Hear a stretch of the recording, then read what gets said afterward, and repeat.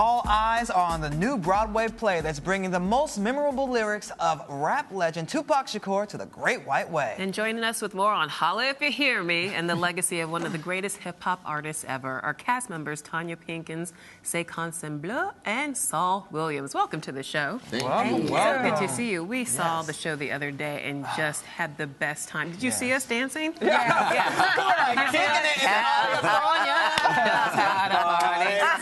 And it was amazing because that's what the whole audience was doing, having a great time. But we do have to clear up one assumption that a lot of people think this play is about Tupac's life, and it's not biographical. It's actually a brand new musical that has his lyrics infused in the storyline, right? So tell us more. Right. Well, the story is the story of an ex-con who comes home from prison to his old neighborhood, attempting to make a change in his life, and in fact, he ends up changing his community. Saul, you played that ex-con, and I have to tell you, I gushed. You were fantastic. Thank you. You were just incredible, and all the accolades you're getting, you completely deserve them. Thank you. I have to ask you, what drew you to this project? For me, you know, it's really a culmination of all the things that I love, primarily being hip-hop and theater. You know, I grew up in the theater, like I grew up writing rhymes and breakdancing, you know, and by the time I was like 10, I was trying to write rhymes in Old English because I was studying Shakespeare. So I was like, you know, trying to fuse those worlds together. And this play really fuses the worlds that I love together. So to me, it just made perfect sense. And Sekan, we see you in all the commercials. What drew you to the project? Well, you know, first of all, the fact that Tupac's music was going to be involved was huge for me. They had you at Hello? Yeah, you know, to be attached to this iconic music and this poetry. You know, he's a poet as well. I just thought it'd be a wonderful opportunity, and I'm really excited to be working with Saul and working with Tanya. You know, they're just a pleasure to work with every night. So, and the audience, just seeing how people are moved, and you know, the topics that we're dealing with are really serious topics, fun topics. We're the whole span, everything in life we're dealing with. So now, Tanya, were you a Tupac fan? I was a Tupac fan. Really? Yes. And you actually worked with him before, I worked with him on Above the Rim. That's right. So I loved Tupac. So yeah, I was very excited to participate in this show.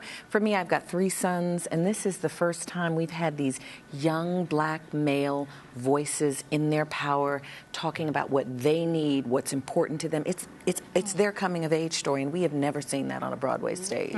And your first film, Tanya, if I'm not wrong, was Beat Street. So she better be in this play. You know what I'm saying? That's her first film, was Beat Street. Hello? Beat Street. Wow. I cannot I had all the Come colored, on crazy hair in there. I remember. Exactly. So she has to be in the first hip-hop musical on Broadway. She has to. Beat Street is one of the reasons I moved to New York. Oh my I was obsessed with that movie. I wanted to ride the train and break dance on the train. Speaking of break I wanted to go to the Roxy. I could not believe The that. Roxy, right. Okay. Yeah, there's all kind of dancing in the show as well. We have this guy, Valentine Norton, Mawada. We have some great dancers.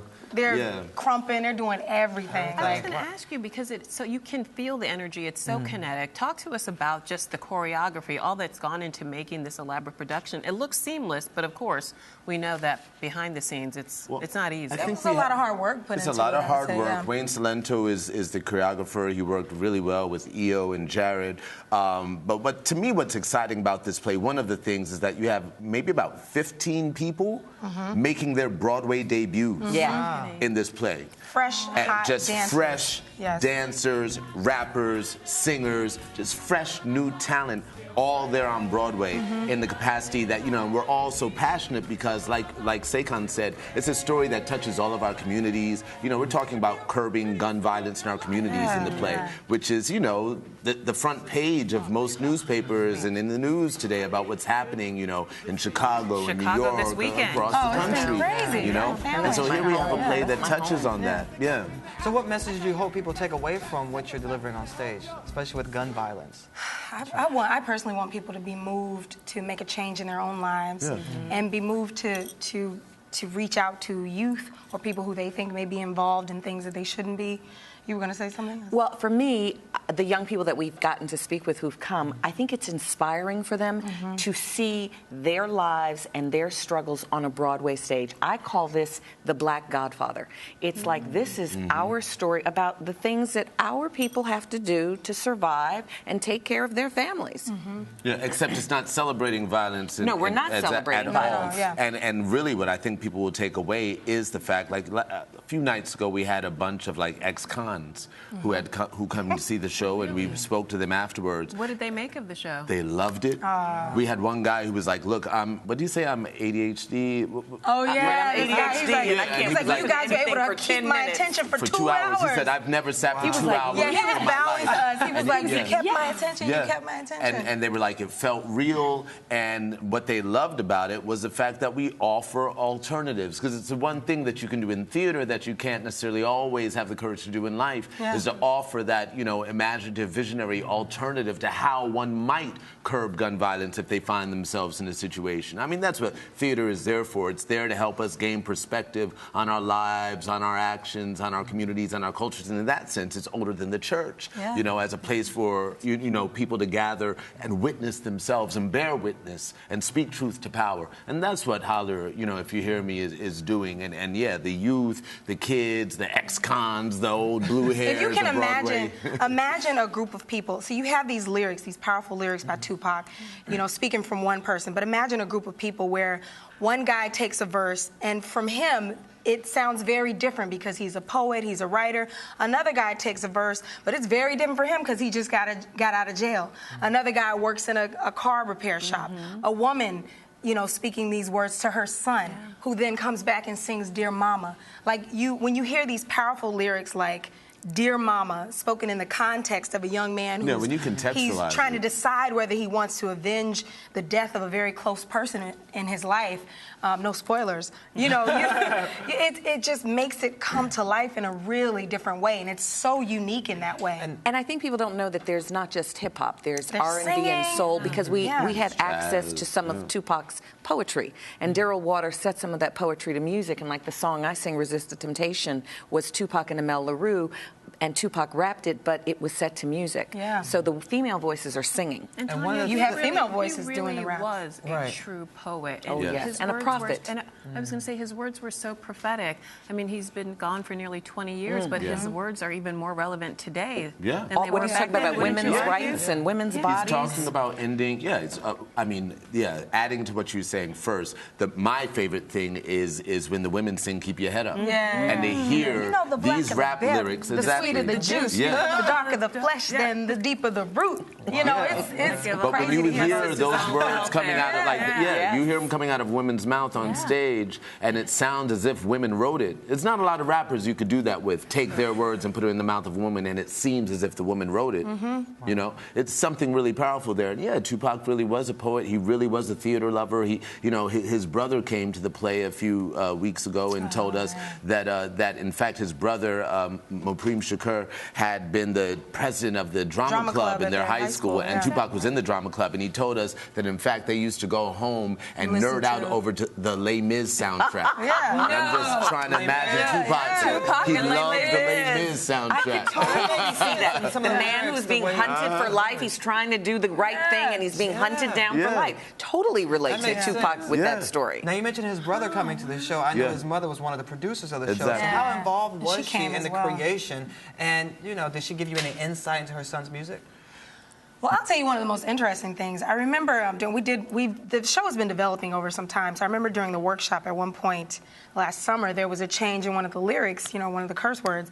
And I remember a couple days later it was put back in. And, from what I heard, what she said was either you do the lyrics as they are or you don't do them at all. So that's been really important, keeping the integrity of his lyrics, and the fact that she okayed this project, that she co-signs for it, that she's one of the producers of it, to me that means it's A-okay. Because without the family's support, without the estate support behind it, Yeah. we wouldn't be able to be doing this music. You mentioned the language. It is provocative. Yes, Oh, it's it provocative, is. but I There's mean, some- there's Provocative than what kids are saying every day. I know, but you don't hear But it's the not N-word and F-bombs drop like that on Broadway. That's not true, actually. No, that you is don't, not Not as many in this show. No, actually, yes. I'm sorry. Chris Book Rock of had a Mormon. show, Hold up. Book of Mormon yeah. is True. the Fair. most Fair. profane Oh, you show came on ready Broadway. for this. Oh, I'm ready. Yeah, that's for it. me. Look, Chris Rock had a Book show of that Mormon has is 582 F-bombs. No, it's actually 1,162 Yeah, I read that. F-bombs. Wow.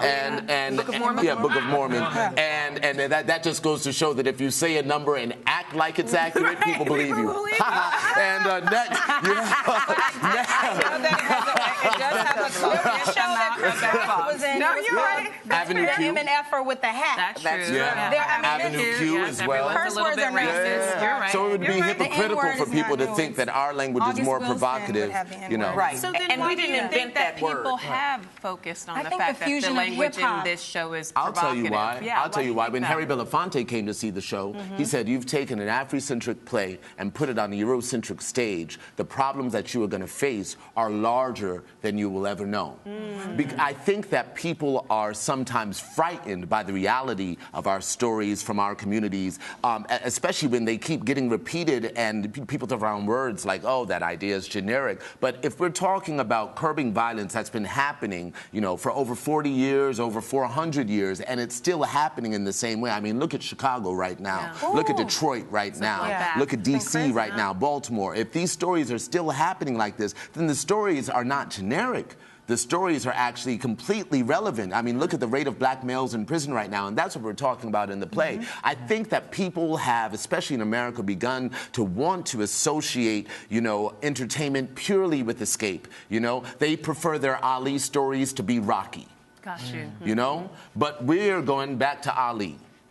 In Holler, if you hear me, that. you But know. you also infuse a story about love and hope, which is Yeah. a nice yeah, thing. You still yeah. have that hope that you can go for. Exactly. It's all about that. It's all about that in the end and in these the men beginning. honor The their spirit mothers. is. They, yeah. you know, we are still a matriarchal community, and Oh, the there's this women hold it honoring down of in the this mothers. play. 70% Yeah. of homes in the Yeah. black community run by women. Yeah. Yeah. Definitely. That All right. number's legit.